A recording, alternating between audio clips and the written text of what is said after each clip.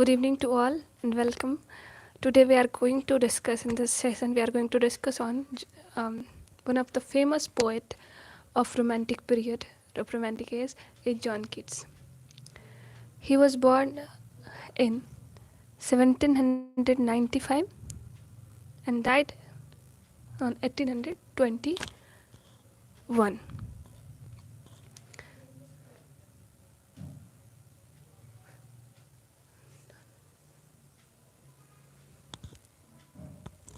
The Romantic period starts in 1798 by the publication of Lyrical Ballad.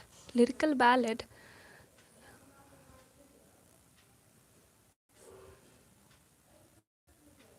it was public it was published on 1798 with the collaboration of Wordsworth and St. Coleridge. They both worked in this lyrical ballad together. And it ends, the Romantic age ends, we can say, in 1837. It is known as the second creative period of English literature. Some of the major writers, or this age is known as the age of poetries. Most of the writers were poets. That's why, where the Wordsworth, Coleridge, Byron, Shelley, John Keats, they all are the most important poets of this age. Then we have Charles Lamb, who was one of the essayists who writes essay on subjective topics. His essays are highly personal. And then we have Jane Austen, who is she is a great novelist of this age. Some of the writers, such as St. Coleridge and Southey, who with Wordsworth form a trio of so-called lake poet. They live surrounding the lakes. That's why they are called lake poet. They all live together. So today we are going to discuss John Keats. So our whole focus is on him. John Keats is not only the last but the most perfect poet of Romanticism. His poetries are most authentic representation of Romantic age.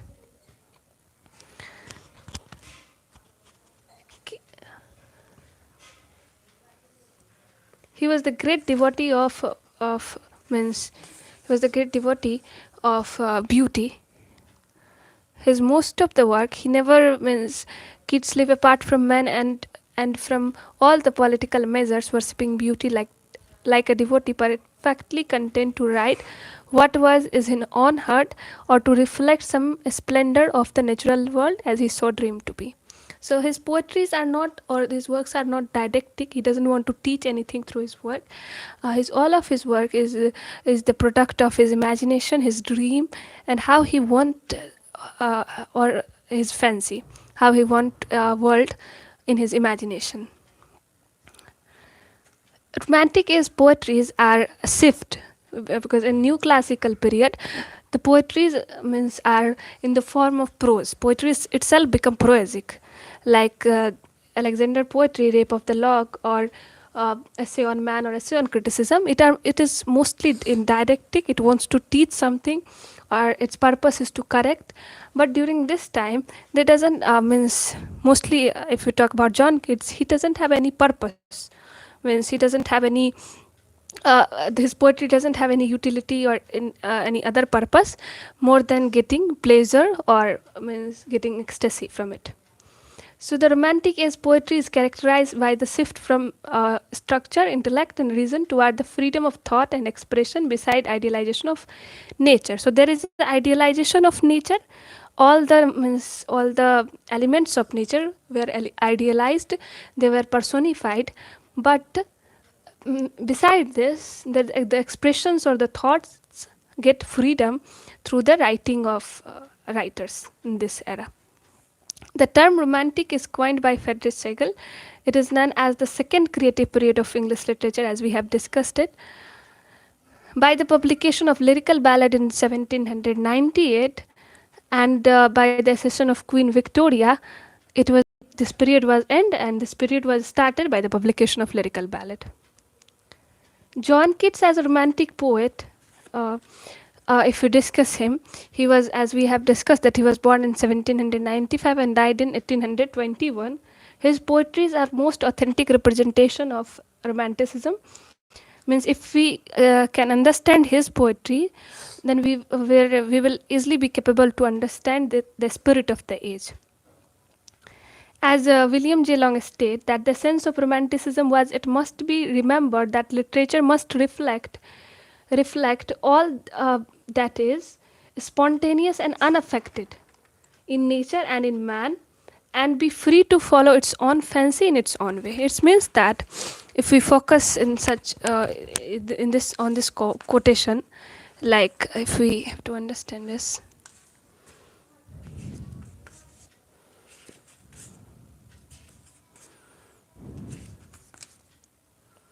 yes. This is a quotation by William J. Long, that it suggests that what is the romantic age. The essence of romanticism was, it must be remembered that literature must reflect all that is spontaneous.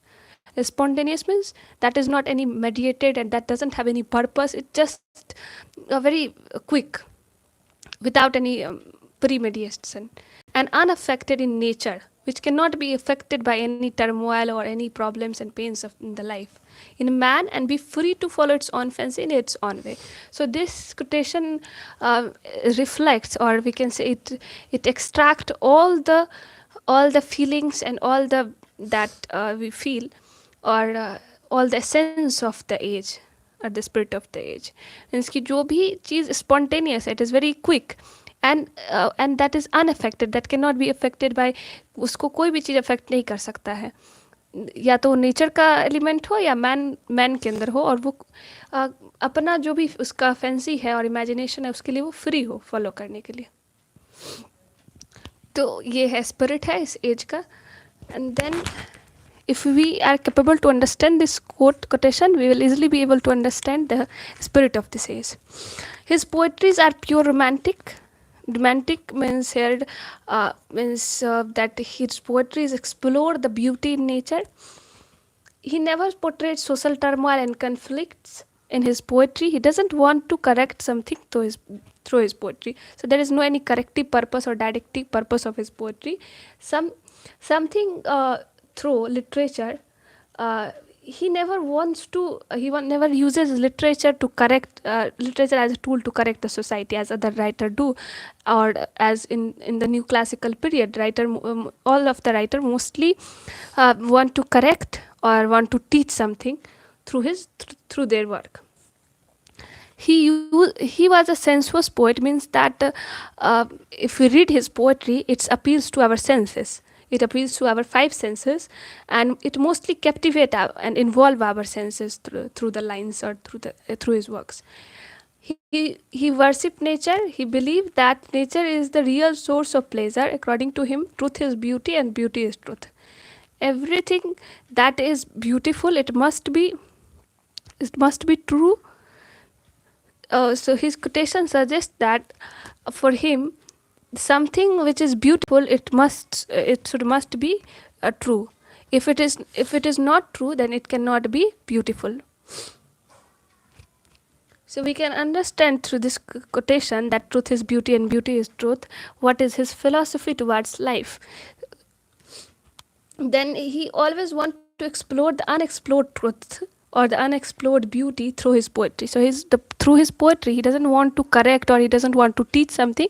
He just wants to explore the unexplored realm of the world where means the scientist or philosopher or any other cannot be reached towards that irrational realms. So he is capable to explore that realms which is hidden mostly from us. He uses poetry to reveal that hidden truth. So that for that hidden truth is for him is beauty. There is a quest for unbridled happiness in his poetry. So we can see that in his all poetries, he is somehow want to extract the happiness. His poetry is spontaneous and fresh. All of his poetries are mostly spontaneous, and it refreshes us. He uses imagery in his poetry. Uh, so the writing, the lines that he uses, it creates a kind of picture in front of us. Create a kind of animation. Means his poetries are not like dead text. It creates a kind of picture, or it creates a very active imagination um, in front of us. It creates a picture in front of us. Imagination play a very important role in his poetry. So through his poetry, he somehow is capable become capable to uplift himself from the pains and problems. He was suffering from tuberculosis, and through his poetry, through his works, he somehow become capable to uplift his soul, and to live where he wants, where the pain and problems cannot be reached. सो अपनी poetry से वो चाहते थे कि अपने अंदर से जो जो ये बॉडी है, जिसमें बहुत सारे पेन्स और प्रॉब्लम पेन्स थे, उनके पास बहुत सारी दर्द और तकलीफ़ें थी, उससे अपलिफ्ट होकर के वो एक अलग इमेजिनेटिव वर्ल्ड में जीते थे अपनी पोइट्री के द्वारा. जैसा कि कहते हैं वो कि heard melodies are sweet but those unheard are sweeter. So those unheard means what? Unheard means that which we cannot, which is not, which cannot be, which is not rational, which is not something which cannot be, which is not cannot be seen, which cannot be heard. It is imaginative. That. So he was the most skeptic poet of Romanticism. It's through his poetry or through his all of his work creates a different world which is not real for general people. If we read his poetry, Ode to a Nightingale, or other poetry, in his poetry he mostly compare two different things: mortal creature and immortal creature.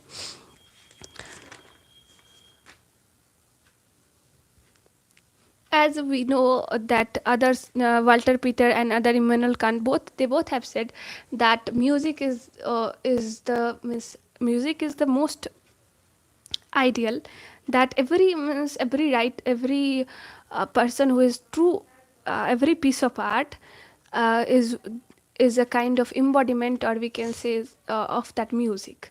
So in his work also, he always create or enter to the new realm or the irrational realm of the world through the music, and how the music is he suggests that music is something which cannot be die, which is immortal, which is always spontaneous and always free. So he suggests through his poetry in Ode to a Nightingale also, he is not calling the nightingale immortal, he is calling that music of nightingale that is immortal, that can never be impure, cannot be, it is not impure, it is always pure. The world can be impure, we can be impure, but that music is always pure for all the artists, and all the artists can get the pleasure, can get the ecstasy from that music of the nature. So all that quotation that we have read in William J. Long is totally fit on his all of the works. Thank you.